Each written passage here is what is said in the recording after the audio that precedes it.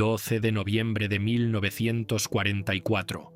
Distrito de Pingfang, Harbin, Manchuria, las 3 de la mañana, en un edificio sin ventanas, sin luz natural y sin ninguna marca exterior que lo distinguiera de cualquier otra estructura, en un complejo que el ejército imperial japonés había disfrazado de aserradero y planta de purificación de agua, un médico ajustó su bata blanca, revisó sus notas y entró en una sala donde un hombre estaba atado a una mesa. La sala estaba iluminada por una sola lámpara de techo. El instrumental dispuesto en la bandeja de acero junto a la mesa era el instrumental de la cirugía legítima: bisturíes, fórceps, retractores, suturas. El edificio que lo rodeaba no era un hospital. No tenía registros de admisión de pacientes, ni horarios de visita, ni procedimientos de alta.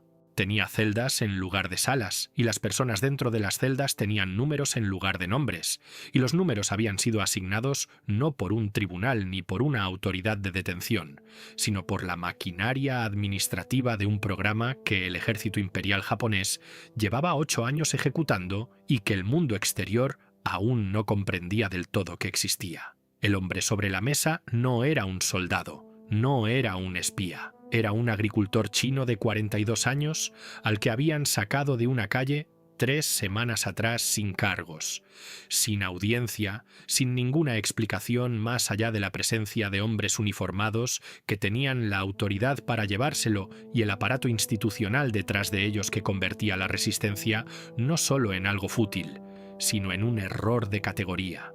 Tenía esposa, tenía hijos, tenía un campo que lo necesitaría en primavera. Ninguno de esos datos figuraba en su expediente.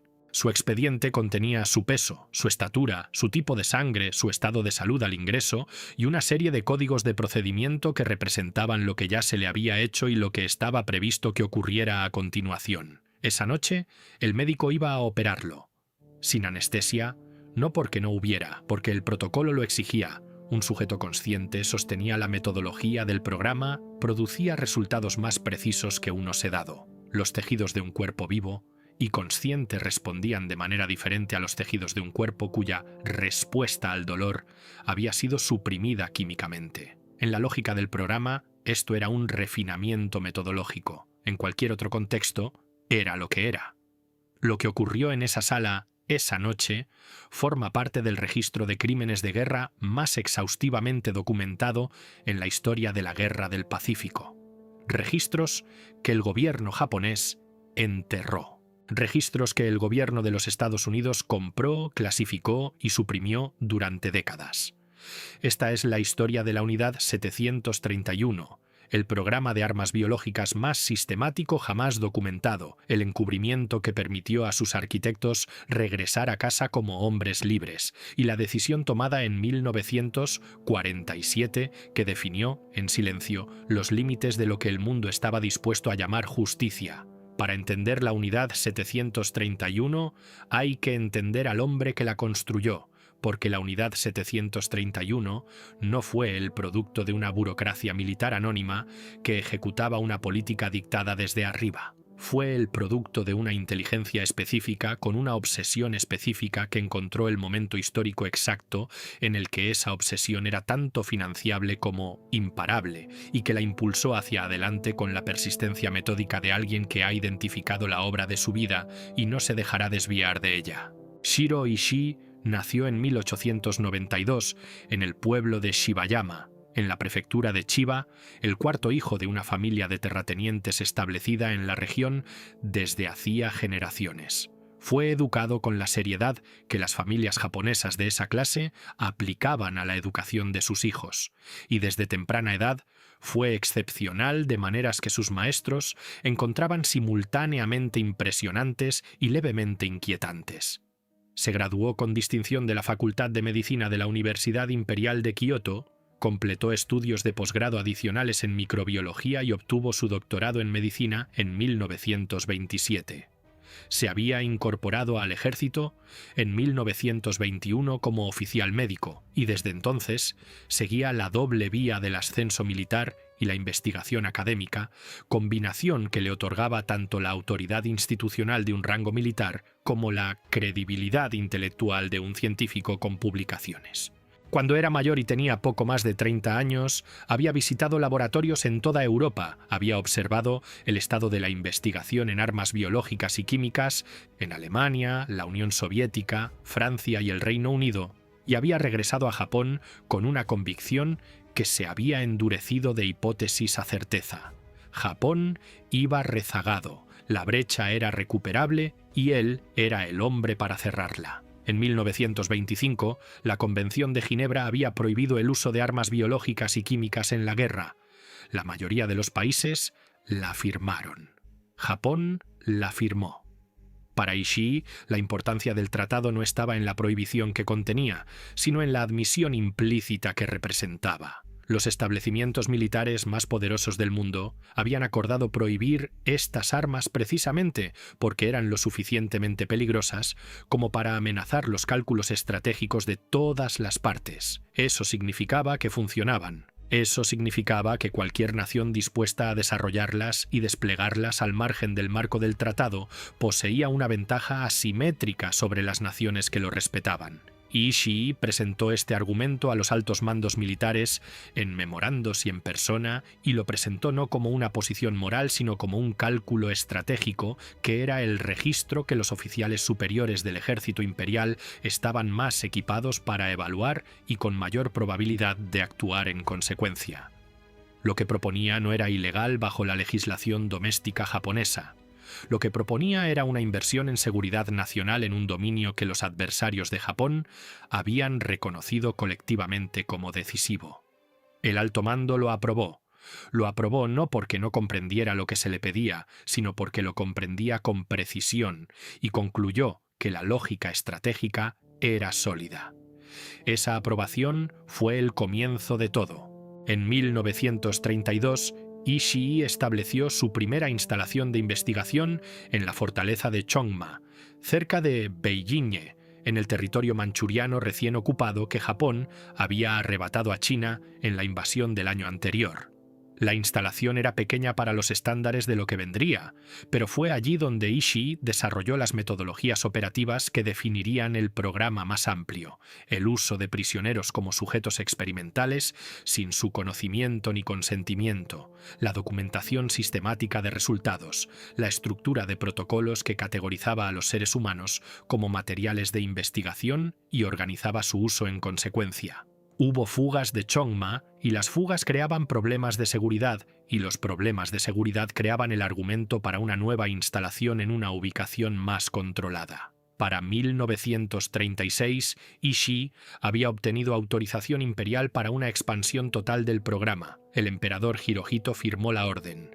El ejército asignó los recursos, y en las afueras de la ciudad de Harbin, en el distrito de Pingfang, comenzó la construcción de lo que se convertiría en la instalación de armas biológicas encubierta más sofisticada jamás construida.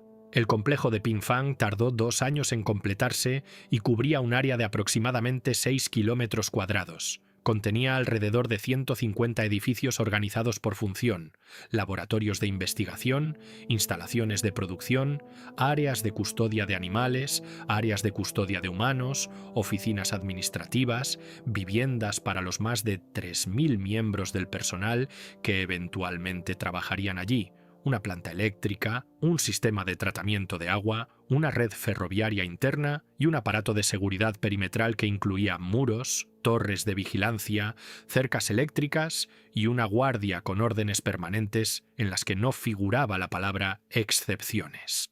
Todo ello fue declarado oficialmente como el Departamento de Prevención de Epidemias y Purificación de Agua del Ejército de Kwantung. La cobertura fue elegida con cuidado. La misión declarada de la instalación era proteger al personal militar japonés de las enfermedades, lo cual era tanto plausible como imposible de desmentir desde el exterior. Y el disfraz de aserradero explicaba la escala industrial de la construcción y el volumen del tráfico de camiones que entraba y salía del recinto. Para la población china local, la instalación era algo que existía a distancia, custodiado por hombres armados, y no se comentaba. Con eso, bastaba. Quienes entraban a Pingfang como prisioneros no salían. Esto no es un eufemismo, ni es una aproximación hecha ante la ausencia de registros completos. Es la descripción literal de lo que la evidencia documental, cotejada a través de fuentes chinas, soviéticas, estadounidenses y japonesas de posguerra, establece de manera consistente. No hay supervivientes documentados del interior del campo que fueran liberados o que escaparan y permanecieran en libertad. Los prisioneros eran en su mayoría chinos, agricultores y trabajadores urbanos y personas sin ninguna afiliación política particular que habían sido capturados en las redadas que el aparato de aprovisionamiento del programa llevaba a cabo regularmente en ciudades y zonas rurales manchurianas. El sistema de aprovisionamiento utilizaba una red que incluía policía militar, informantes civiles y administradores regionales que entendían que un determinado volumen de personas debía fluir en una determinada dirección y que su cooperación continuada con el ejército dependía de mantener ese flujo. Algunos prisioneros eran arrestados bajo cargos de actividad comunista o espionaje, cargos que se aplicaban con suficiente amplitud como para ser funcionalmente carentes de significado como categorías legales, pero útiles como justificaciones de procedimiento para el traslado al programa. Otros eran simplemente detenidos, sin cargo alguno, en calles y mercados y estaciones de ferrocarril donde la policía militar tenía autoridad para detener a quien quisiera. Había prisioneros de guerra soviéticos, capturados en conflictos fronterizos. Había coreanos, había mongoles, y había, aunque el gobierno de los Estados Unidos en los años de posguerra se esforzó considerablemente en no publicitar este hecho, prisioneros de guerra aliados occidentales, hombres estadounidenses, británicos y australianos que habían pasado por las instalaciones de la Unidad 731 como sujetos experimentales, y que, si sobrevivían, recibían órdenes de guardar silencio sobre sus experiencias al ser repatriados. Los registros de admisión del programa los catalogaba a todos con el mismo distanciamiento clínico que cualquier operación industrial utiliza para rastrear sus materiales de entrada: peso, estatura, tipo de sangre, estado de salud al ingreso, historial médico relevante, asignación de celda, cola de experimentos. El complejo mantenía una población de prisioneros más o menos constante porque la tasa de rotación era gestionada como un inventario. Cuando una celda quedaba vacía porque su ocupante había muerto o había sido utilizado en un procedimiento terminal, se llenaba con alguien del proceso de aprovisionamiento. La logística del suministro de prisioneros formaba parte del sistema operativo del programa con la misma regularidad administrativa que la logística del suministro de productos químicos del laboratorio. El personal de la Unidad 731 tenía un nombre para sus sujetos experimentales, y ese nombre es tan importante como cualquier otra cosa para entender cómo funcionaba psicológicamente el programa para quienes lo dirigían. Los llamaban Maruta. En japonés, troncos de madera. La cobertura oficial era que el complejo era un aserradero. Los prisioneros eran los troncos. Y la lógica semántica de la palabra hacía un trabajo que la ideología explícita no podía hacer tan eficientemente.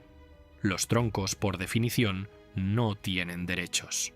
Los troncos no sufren en ningún sentido moralmente relevante. Los troncos son materia prima para ser procesada y cuando son procesados son reemplazados por más troncos, y el proceso continúa, y nadie involucrado en el proceso está obligado a sentir nada al respecto, excepto la satisfacción profesional del trabajo competentemente realizado.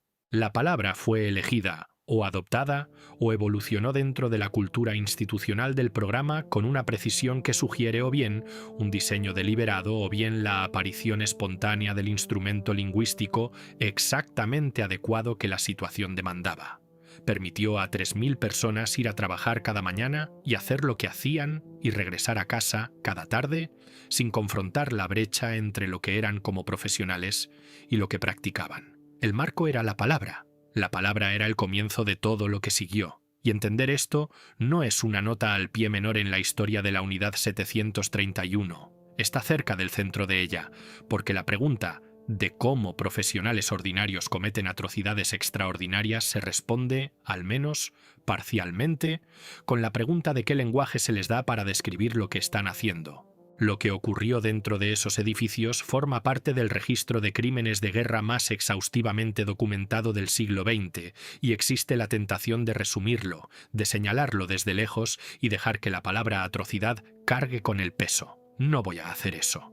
no porque quiera recrearme en el horror por sí mismo, sino porque la distancia que crea la abstracción es exactamente aquello en lo que confiaron los responsables, y el propósito de este relato no es hacer que lo ocurrido sea cómodo de asimilar. Los médicos de la unidad 731 infectaron deliberadamente a prisioneros con cólera, peste bubónica, antrax, tifus, fiebre tifoidea y sífilis. Los métodos de infección variaban según el patógeno y el objetivo experimental. A algunos prisioneros se les inyectaba directamente, a otros se les daba comida o agua contaminada, a otros se les exponía a insectos infectados colocados en contacto con su piel. Para la sífilis, donde la vía de transmisión era específica, el programa creó condiciones experimentales que los registros describen en términos tan clínicos que el horror de lo que describen queda inicialmente oscurecido por el lenguaje, hasta que se analiza lo que las palabras realmente significan y se entiende que lo que se está leyendo es la descripción de una agresión sexual forzada utilizada como mecanismo de transmisión de una enfermedad de transmisión sexual,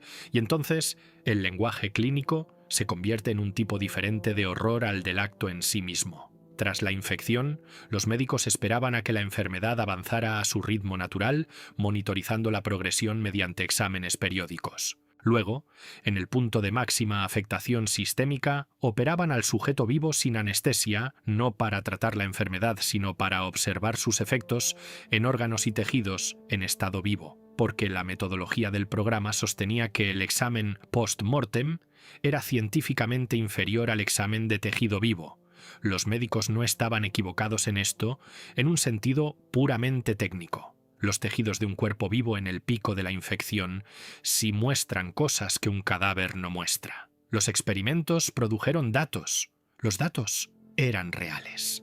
El hecho de que los datos fueran reales, generados mediante métodos que habrían sido delictivos en cualquier jurisdicción que aplicara la palabra delictivo a lo que se hizo con los prisioneros chinos en Manchuria durante los años 30 y 40, es uno de los elementos de esta historia que continúa resistiendo la simple categorización moral y continúa exigiendo el tipo de atención sostenida que la simple categorización está diseñada para hacer innecesaria. En los años 80 y 90, cuando algunos veteranos de la Unidad 731 comenzaron a dar testimonio, los relatos que proporcionaron eran específicos de maneras que el resumen no puede capturar. Uno de ellos, Okawa Fukumatsu, admitió públicamente haber realizado una vivisección en una mujer embarazada. No lo dijo con orgullo. No lo dijo con el distanciamiento de un hombre que había racionalizado con éxito lo que había hecho.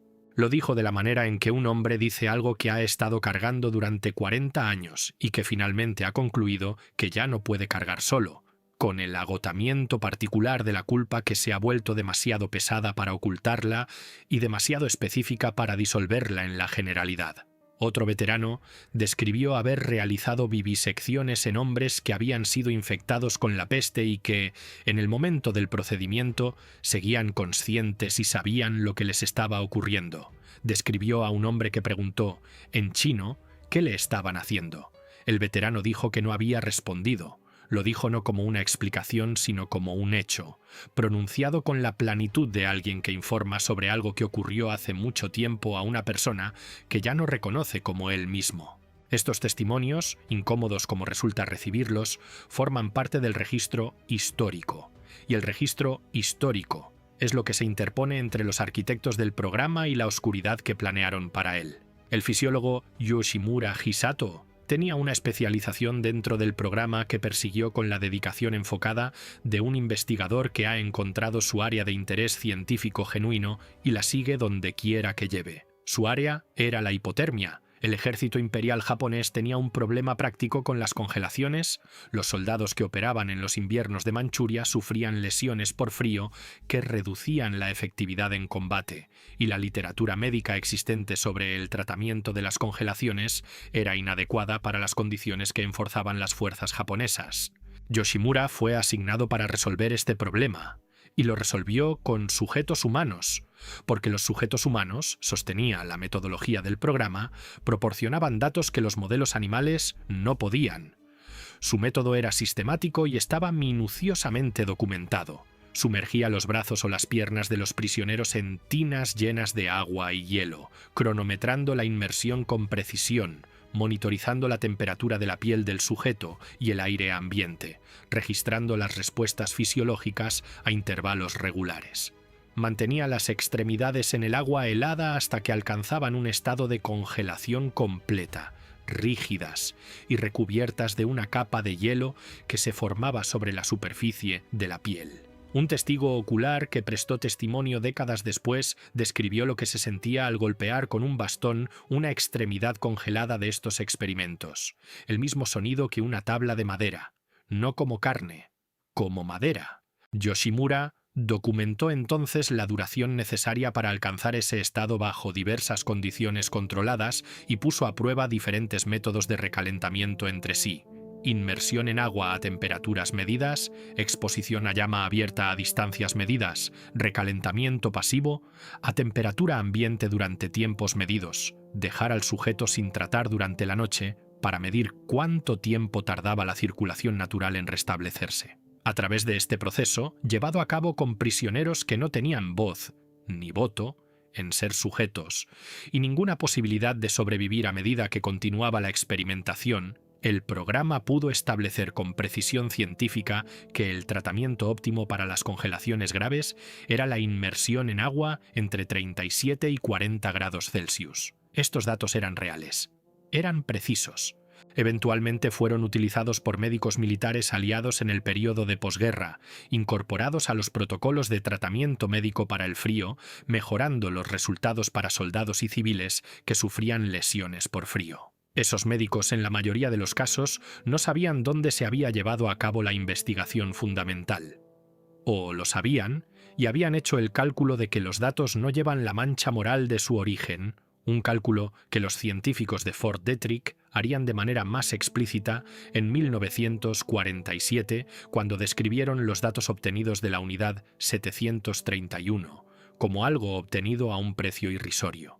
Los experimentos en cámara de presión se realizaban en paralelo con el trabajo sobre congelaciones y con los estudios de infección y con las pruebas de armas y con los procedimientos quirúrgicos, porque el programa operaba todas sus líneas de investigación simultáneamente, gestionando su población de prisioneros como un recurso compartido distribuido entre múltiples protocolos experimentales.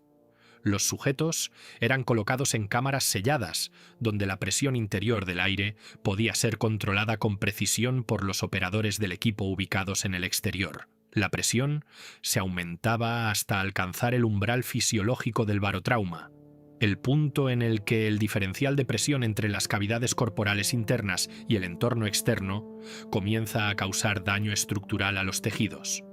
Luego se aumentaba más allá de ese umbral y los resultados eran documentados. Los resultados de una descompresión severa, en el extremo máximo del rango de presión que las cámaras podían generar, incluían hemorragia por múltiples orificios corporales y, en algunos casos documentados, extrusión ocular, el diferencial de presión forzando los ojos fuera de sus cuencas. Los médicos lo anotaban en sus registros. Documentaban los niveles de presión a los que ocurría, la secuencia fisiológica que llevaba a ello, la variación en el umbral según sujetos de diferente edad, sexo y condición física. Luego pasaban al siguiente sujeto y realizaban el siguiente ensayo, porque el programa tenía un programa de recopilación de datos y un suministro de prisioneros que, aunque finito, era gestionado para garantizar la continuidad de las operaciones en todas las líneas de investigación activas. Fuera de los edificios de laboratorio de Pingfang, en los terrenos abiertos del complejo y en lugares de campo más allá de su perímetro, la unidad 731 ejecutaba un programa paralelo de pruebas de armas que extendía la experimentación humana desde la investigación médica hacia la aplicación militar. Los prisioneros eran llevados a zonas de pruebas al aire libre y asegurados a estacas a distancias medidas entre sí y desde el punto de detonación de armas experimentales. Las armas eran biológicas, bombas diseñadas para romperse a cierta altitud y dispersar su contenido sobre un área objetivo, dispositivos de fragmentación rellenos con pulgas infectadas de peste, recipientes de esporas de ántrax, sistemas de dispersión de agua contaminada con cólera. El experimento medía el radio de infección efectiva, la tasa de supervivencia del agente biológico a través del mecanismo de dispersión, el tiempo entre la exposición y la aparición de síntomas en sujetos a distancias variables y las tasas diferenciales de infección según el método de dispersión. Los datos producidos por estos experimentos de campo eran la inteligencia operativa que el programa de desarrollo de armas de la Unidad 731 utilizaba para perfeccionar sus sistemas de entrega, avanzando desde diseños iniciales con malas características de dispersión hacia armas que los ingenieros del programa consideraban operativamente viables. En 1939, en el incidente de Nomonhan, en la frontera mongola, donde las fuerzas japonesas y soviéticas se enfrentaron en una serie de combates que resultaron en una significativa derrota japonesa, la Unidad 731 desplegó lo que los registros documentan como su primera operación de combate. Grandes cantidades de bacterias de tifoidea intestinal fueron introducidas en el río Halha, una fuente de agua utilizada por las fuerzas soviéticas, en un intento de causar enfermedades masivas entre las tropas enemigas. Los resultados de la operación fueron inconcluyentes porque el caudal del río diluyó el patógeno por debajo de la concentración infecciosa antes de que llegara a las posiciones soviéticas en cantidad suficiente. La Unidad 731 anotó esta limitación en sus informes operativos y ajustó su metodología de despliegue de campo en consecuencia. El fracaso fue archivado como un dato y el programa continuó. Las operaciones aéreas sobre poblaciones civiles chinas documentadas en los registros del programa representan la aplicación a mayor escala del trabajo de la Unidad 731 fuera del laboratorio. Aeronaves modificadas para la entrega de armas biológicas sobrevolaron aldeas y zonas agrícolas en la China ocupada y liberaron materiales infectados sobre comunidades civiles.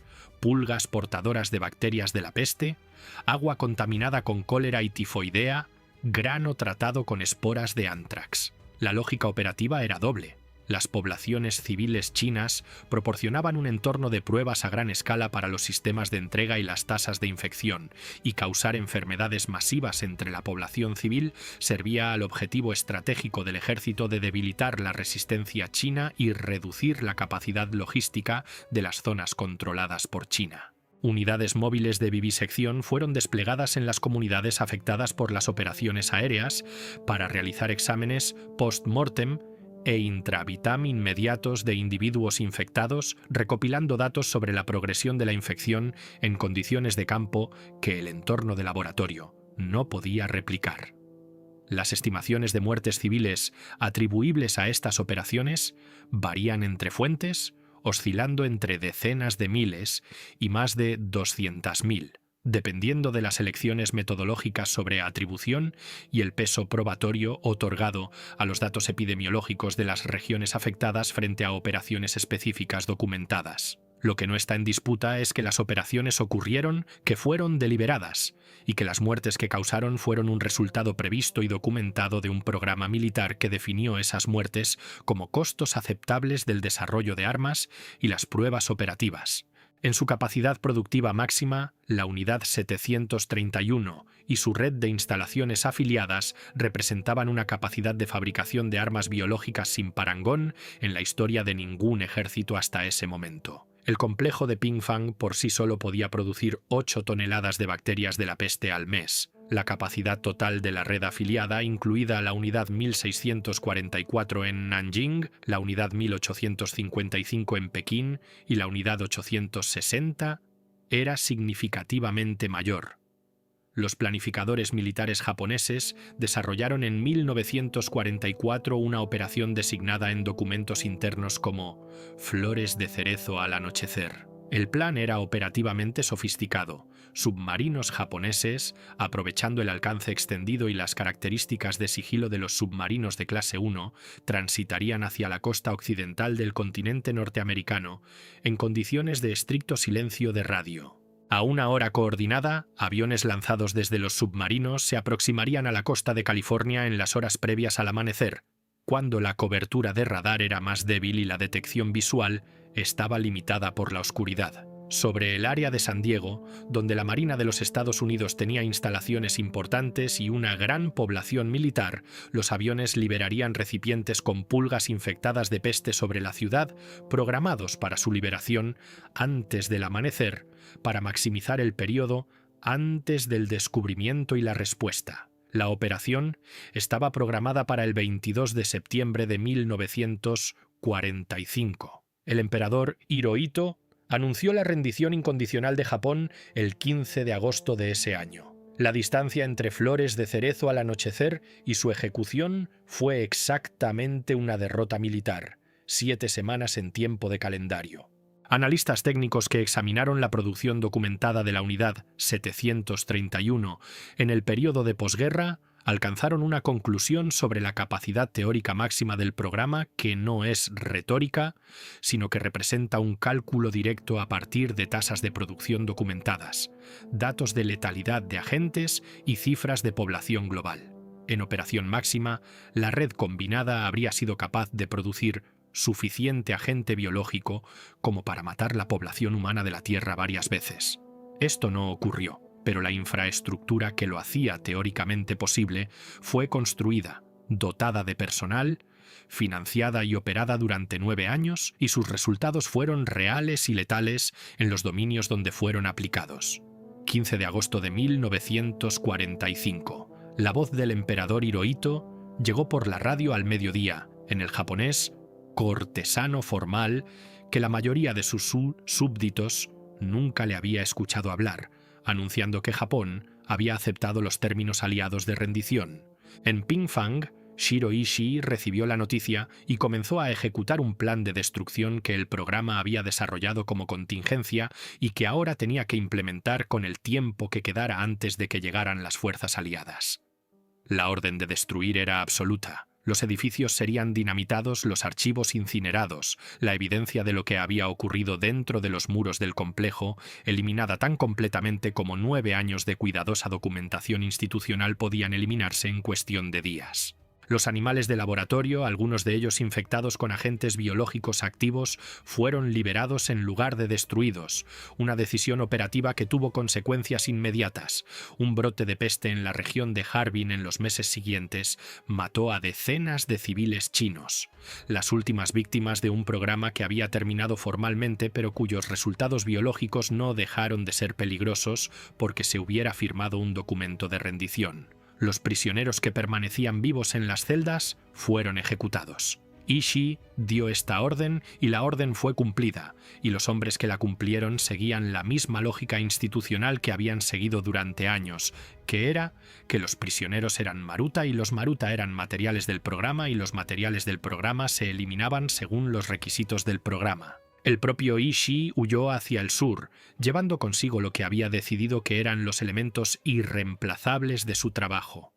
8.000 diapositivas catalogadas de tejido humano, extraído de sujetos experimentales y preservado en vidrio, 60 páginas de informes de síntesis que resumían los hallazgos principales del programa y una colección de documentos operativos que representaban 9 años de trabajo que él entendía, con la claridad de un hombre que sabe exactamente lo que posee, que era tanto de un valor único como incriminatorio de manera única. Enterró las diapositivas en laderas de montañas. Ocultó los informes en templos budistas. Luego se escondió bajo un certificado de defunción falso que las autoridades militares japonesas presentaron para sugerir que había muerto durante la retirada, y esperó a ver qué harían los aliados. Tenía razón en que lo estaban buscando. Lo que había calculado mal, comprensiblemente, dadas las circunstancias, era el porqué. El coronel Murray Sanders de Fort Detrick llegó a Japón el 30 de agosto de 1945, 2 días antes de la llegada formal de MacArthur, a bordo de un avión militar que lo había traído desde Maryland en una misión que no era independientemente de su designación oficial, principalmente sobre la investigación de crímenes de guerra. Sanders era un especialista en guerra biológica. Su institución, Fort Detrick, era el centro del programa estadounidense de armas biológicas. Su misión era evaluar lo que el programa japonés había producido y si esa producción podía ser obtenida por los Estados Unidos. Entrevistó a oficiales médicos militares japoneses. Siguió los hilos de la estructura organizativa del programa a través de la confusión de la posguerra. Llegó a la conclusión, que comunicó hacia arriba en la cadena de mando, de que los datos de la unidad 731 tenían un valor científico y militar significativo y que el medio más eficiente de obtenerlos era ofrecer a sus custodios inmunidad frente al procesamiento por crímenes de guerra. 3 científicos más de Fort Detrick llegaron a Japón en las semanas siguientes. El doctor Edwin Hill, jefe de la instalación, llegó para dirigir el esfuerzo de entrevistas y pasó 3 años manteniendo detalladas conversaciones técnicas con Ishii y otros científicos de la unidad 731, extrayendo los hallazgos metodológicos del programa y traduciéndolos al lenguaje operativo del programa estadounidense de armas biológicas. El 6 de mayo de 1947, MacArthur envió un cable al Departamento de Guerra en Washington que declaraba la situación con claridad. Ishii había confirmado los experimentos humanos, y si se le concedía inmunidad frente al procesamiento por crímenes de guerra, describiría el programa en detalle completo. 3 meses después, el Comité Coordinador Conjunto Estado-Guerra Marina para el Lejano Oriente produjo una evaluación formal que fue clasificada al máximo nivel y que permaneció clasificada durante décadas. Su conclusión central era que el valor para los Estados Unidos de los datos japoneses de guerra biológica era de tal importancia para la seguridad nacional que superaba con creces el valor derivado del procesamiento por crímenes de guerra. Edwin Hill envió su evaluación formal de la transferencia de datos a Washington en un lenguaje que se ha convertido, en el registro histórico, en uno de los ejemplos más citados de distanciamiento moral institucional en el período de posguerra. Los datos, escribió Hill, habían sido obtenidos a un precio irrisorio en comparación con el costo real de los estudios. El costo real de los estudios, en las estimaciones más conservadoras derivadas de la propia documentación del programa y cotejadas con el testimonio de supervivientes y perpetradores, era de entre 10.000 y 12.000 vidas humanas solo en Pingfang, sin contar las muertes civiles por operaciones de campo en China. El precio irrisorio que los Estados Unidos pagaron por estos datos era el equivalente a 250.000 yenes, intercambiados por 8.000 diapositivas de tejido, y los informes de síntesis completos que Ishii había enterrado y recuperado exactamente para esta transacción. Ishii fue llevado a Fort Detrick como consultor, donde impartió conferencias a científicos estadounidenses sobre los hallazgos del programa. No fue tratado como un criminal de guerra, sino como un experto técnico cuyo conocimiento estaba siendo aprovechado eficientemente. La Unión Soviética, que tenía su propia inteligencia sobre las actividades del programa y su propio interés en el procesamiento por crímenes de guerra, exigió en el Tribunal de Crímenes de Guerra de Tokio que Ishii y el liderazgo de la unidad 731 fueran incluidos entre los acusados. Los Estados Unidos bloquearon la demanda en cada instancia. Los prisioneros de guerra aliados que habían sobrevivido a las instalaciones de la Unidad 731 y que sabían lo que se les había hecho a ellos y a otros que habían presenciado, fueron interrogados por la inteligencia militar estadounidense al ser repatriados y recibieron instrucciones explícitas de no hablar de sus experiencias. Los interrogatorios fueron clasificados, las instrucciones fueron aplicadas mediante autoridad militar. El silencio era un componente estructural del acuerdo, no un subproducto informal de él. Los hombres que habían dirigido la Unidad 731 se dispersaron por la sociedad japonesa de posguerra con una fluidez que sus víctimas, de haber sobrevivido alguna para observarlo, habrían encontrado incomprensible. Algunos regresaron a la medicina académica. Algunos ocuparon puestos en la industria farmacéutica que había crecido directamente a partir de investigaciones que el programa había llevado a cabo. Un exmédico de la Unidad 731 se convirtió en gobernador de una prefectura. Otro se convirtió en presidente de la Asociación Médica Japonesa. Varios ocuparon cargos docentes en universidades importantes. El conocimiento institucional que portaban, derivado de 9 años de experimentación humana realizada sin restricciones éticas de ningún tipo, circuló por la medicina japonesa de posguerra y por el programa estadounidense de armas biológicas en Fort Detrick con la misma eficiencia silenciosa que cualquier otra forma de transferencia de conocimiento profesional, sin etiquetar, sin atribuir, divorciado de cualquier reconocimiento de sus orígenes. El propio Shiro Ishii regresó a la vida privada en Tokio. Fue vigilado por la inteligencia estadounidense durante un periodo porque en algunos ámbitos había preocupación de que la Unión Soviética pudiera intentar adquirir los mismos datos por canales menos formales, y proteger a Ishii de la inteligencia soviética fue brevemente una prioridad junto con las prioridades más obvias de utilizarlo como fuente. Vivió tranquilamente. No recibió cargos penales. No enfrentó ninguna investigación.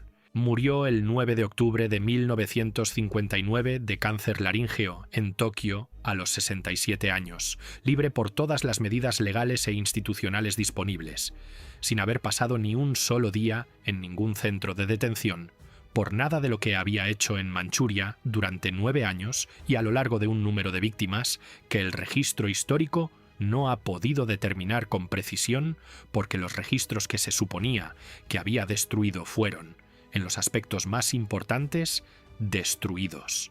El silencio que se asentó sobre la unidad 731 en los años de posguerra no era un silencio natural, era un silencio construido, mantenido por múltiples partes con intereses convergentes, cada una contribuyendo a él desde una posición diferente.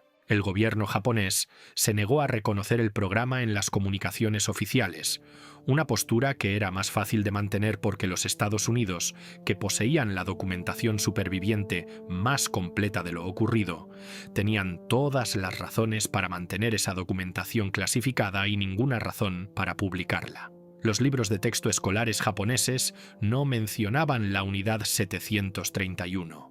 Cuando el historiador Saburo Ienaga intentó a principios de los años 60 incluir referencias al programa en un libro de texto de historia para secundaria que había escrito, el Ministerio de Educación rechazó los pasajes bajo el procedimiento de autorización de libros de texto que otorgaba al Ministerio autoridad de censura efectiva sobre los materiales educativos.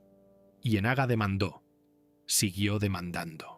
Presentó recursos legales contra el sistema de autorización de libros de texto durante más de 30 años y el litigio resultante produjo un cuerpo de jurisprudencia y un registro público de resistencia gubernamental a la precisión histórica que fue en sí mismo una forma de documentación histórica. En 1993, el Tribunal Supremo de Japón falló parcialmente a su favor sobre los pasajes de la unidad 731, ordenando que ciertos hechos fueran incluidos en los materiales educativos aprobados.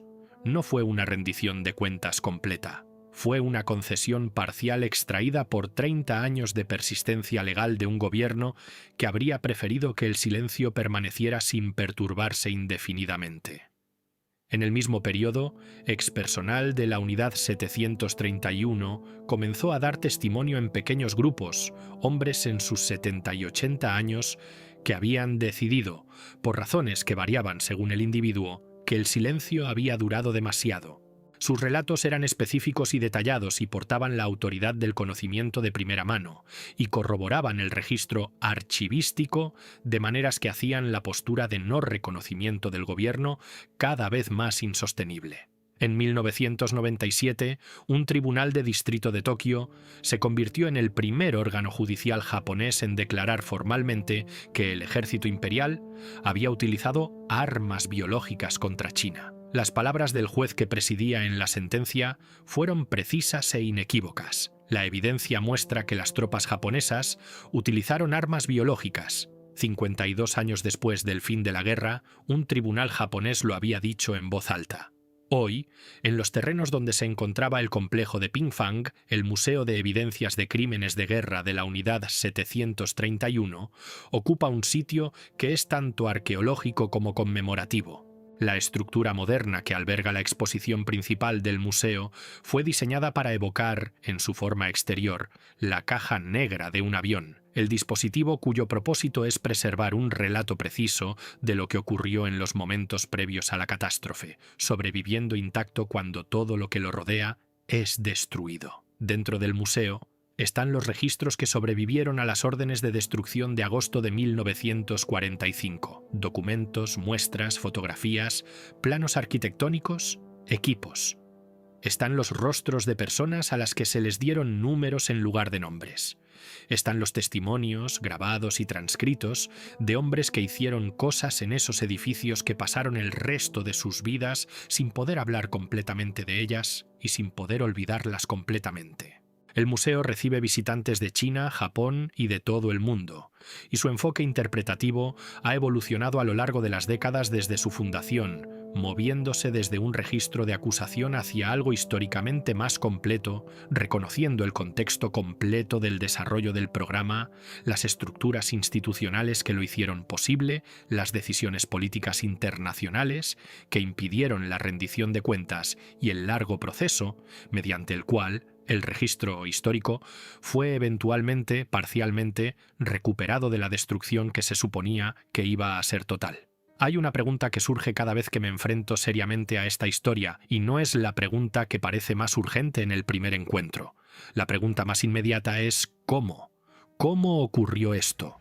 ¿Cómo 3.000 profesionales iban a trabajar cada mañana a una instalación que hacía lo que hacía Pinkfong y regresaban a casa cada tarde y continuaban funcionando como personas que mantenían otras identidades, como maridos y padres y colegas y vecinos? Esa pregunta tiene una respuesta que la historia proporciona repetidamente, a través de diferentes contextos y diferentes periodos.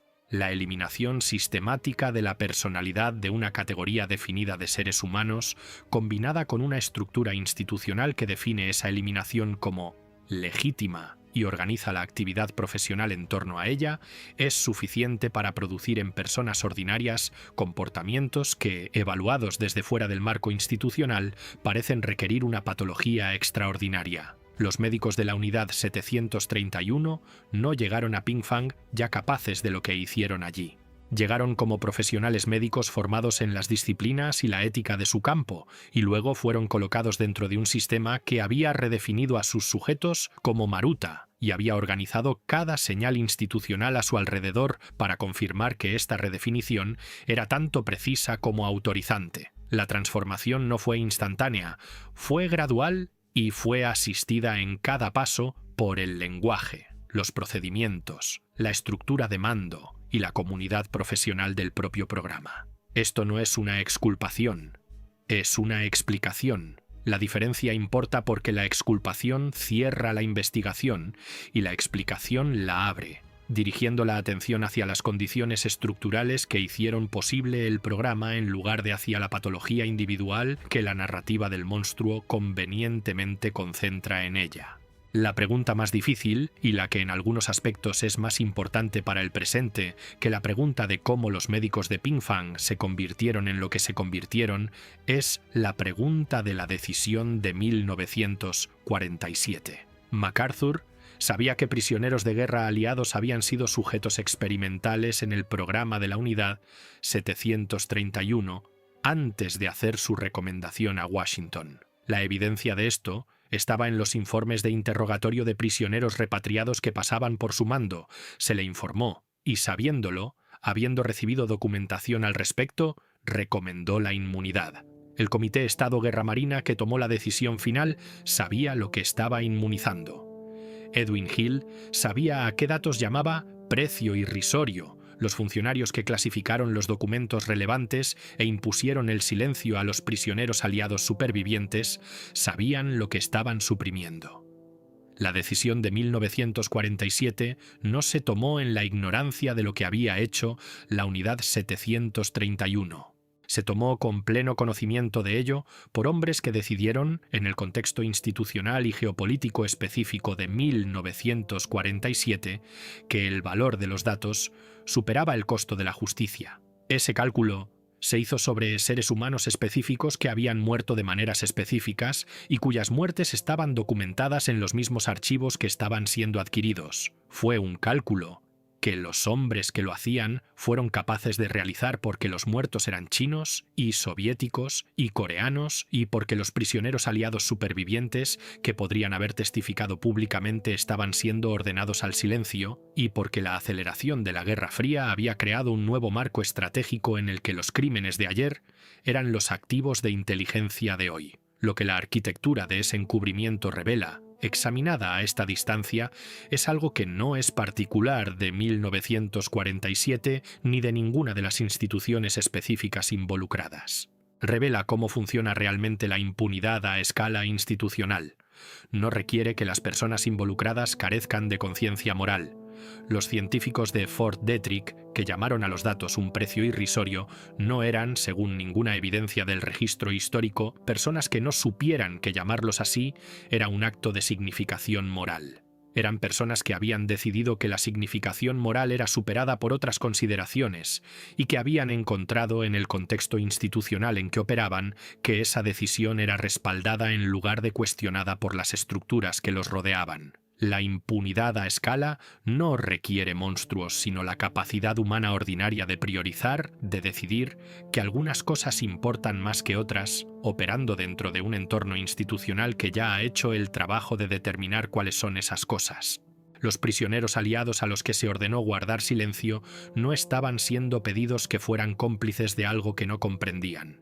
Recibían una orden directa de la autoridad militar, y la autoridad militar había determinado que su continuo silencio era un requisito de seguridad nacional, y los hombres que recibían la orden comprendían como personal militar cuáles eran las consecuencias de la negativa y cuáles las del cumplimiento. El silencio era racional, el silencio servía a intereses, el silencio fue mantenido, y dentro de ese silencio, los hombres que habían dirigido el programa que mató a las personas en esas diapositivas de tejido regresaron a casa y consiguieron empleos, y construyeron carreras, y murieron en sus camas, como Shiro Ishii murió el 9 de octubre de 1959, de cáncer laríngeo, a los 67 años, sin haber sido requerido a responder ante ningún tribunal ni ningún organismo público, por una sola cosa de lo que había hecho en Manchuria. Los testimonios sobrevivieron. Los registros que Ishii enterró en laderas de montañas y ocultó en templos sobrevivieron, preservados por el hombre que los creó porque comprendió su valor y planeó negociar con ellos, que es la ironía particular de un encubrimiento que nunca estuvo del todo completo, porque su arquitecto necesitaba que la evidencia de sus propios crímenes permaneciera en existencia. Los archivos chinos y soviéticos sobrevivieron y eventualmente, parcialmente, fueron abiertos a investigadores que pasaron décadas correlacionando su contenido con fuentes estadounidenses, japonesas y de otro tipo. Los hombres que hicieron esto, para cuando hablaron en los años 80 y 90, eran viejos, y algunos hablaban con pleno conocimiento de que lo que decían no podía ser procesado judicialmente, porque el Estatuto de Limitaciones en Japón, para cualquier cargo que pudiera haberse aplicado, había expirado hacía mucho tiempo. Y otros hablaban por razones más difíciles de articular, algo que tenía que ver con el peso de cargar algo durante 40 años y la calidad particular del silencio que se asienta cuando uno es la única persona en una sala que sabe lo que sabe. Sus palabras, imperfectas e incompletas y en algunos casos autojustificativas de maneras que el registro histórico puede identificar y corregir, forman parte de la evidencia. La historia que no se cuenta no desaparece.